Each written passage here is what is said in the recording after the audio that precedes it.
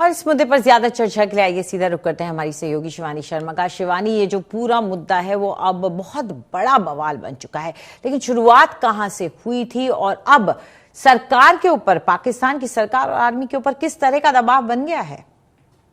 अंजलि, देखिए 5 जून से लगातार पीओके के अंदर अलग अलग जगहों पर ये प्रदर्शन चल रहे हैं। सरकार के खिलाफ जो नाराजगी है पीओके के लोगों में, इन कश्मीरियों में, वो अब चरम पर नजर आ रही है।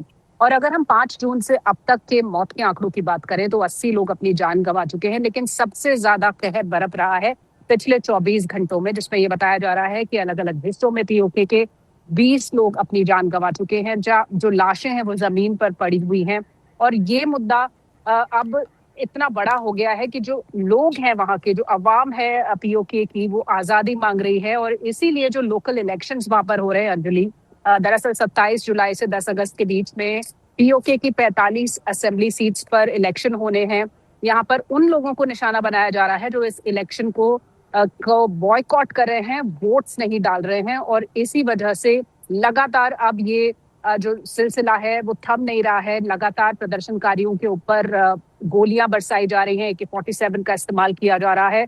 और उस्मान नजीर, जो उमर नजीर के भाई हैं, जो जॉइंट एक्शन कमेटी के एक स्पोक्स पर्सन भी हैं और अहम सदस्य भी हैं, उनके भाई की मौत की खबर भी आई है। तमाम ऐसे लोग जो इस पूरे मूवमेंट की अगुवाई कर रहे थे, उन लोगों को निशाना बनाया जा रहा है। बच्चों और बुजुर्गों को भी नहीं बख्शा जा रहा, महिलाओं को नहीं बख्शा जा रहा है। तो आजाद कश्मीर की मांग हालांकि कई दशकों से हम देख रहे हैं पीओके के कश्मीरियों के अंदर, लेकिन अब जो पिछले 2 महीने में यहाँ पर प्रदर्शन चला है, जिस तरह से हो रहा है, वो अब तक का सबसे बड़ा प्रदर्शन है। रावलकोट में हजारों की संख्या में लोग इकट्ठे हुए हैं और अब ये कह रहे हैं कि आप बाहर निकलिए, डरिए मत, चाहे जो भी हो, और आजाद कश्मीर की मांग को आगे रखिए। 14,000 सिक्योरिटी फोर्सेस के पर्सनल यहाँ पर तैनात किए गए हैं अंजलि। तो लगातार पाकिस्तान की हुकूमत, पाकिस्तान की सरकार इन लोगों के ऊपर गोलियां बरसा रही हैं और मौत के आंकड़े लगातार बढ़ते जा रहे हैं। जी शिवानी, आप हमारे साथ बने रहें। इस वक्त एक बड़ी खबर का रुख कर लेते हैं। ज्वाइंट अवामी एक्शन कमेटी ने बताया है कि पाकिस्तानी सेना प्रदर्शन को दबाने के लिए लगातार निहत्थे लोगों पर गोलीबारी कर रही है। JAC का दावा है कि 5 जून से लेकर अब तक पीओके में हुए विरोध प्रदर्शनों में मरने वालों की संख्या 70 तक पहुंच गई है। तो एक बार फिर से चलते हैं शिवानी के पास। शिवानी, जो आंकड़ा है लोगों के मरने का वो बढ़ता ही जा रहा है और चिंता की बात यह है कि खबर को बाहर आने से रोकने की कोशिशें भी की जा रही हैं।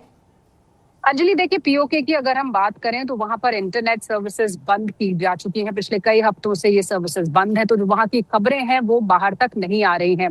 जो आंकड़े किसी तरह से बाहर आए हैं उनमें ये बताया जा रहा है कि 70 से 80 लोगों की जानें जा चुकी हैं और लगातार ये जो आंकड़ा है वो बढ़ता जा रहा है, क्योंकि जो इंजर्ड हैं, जो लोग घायल हुए हैं पुलिस की गोलीबारी और अलग एक्शंस में, वो भी अभी इलाज करा रहे हैं। उनमें से कई लोगों की हालत गंभीर बताई जा रही है। जो खबरें देर से बाहर आती हैं उनमें आंकड़े दिखाई देते हैं और फिर जो अगली बार खबर आती है उसमें आंकड़े और ज्यादा बढ़ जाते हैं। तो असलियत जो ग्राउंड पर है वो इन आंकड़ों से कहीं ज्यादा गंभीर है, क्योंकि वहां पर इंटरनेट सर्विसेज बंद हैं। सरकार के खिलाफ, पाकिस्तान की सरकार के खिलाफ जो गुस्सा फूट रहा है पीओके में, उसकी खबरों को दबाया जा रहा है, उसको बाहर नहीं आने दिया जा रहा है, लोगों के ऊपर हमले किए जा रहे हैं।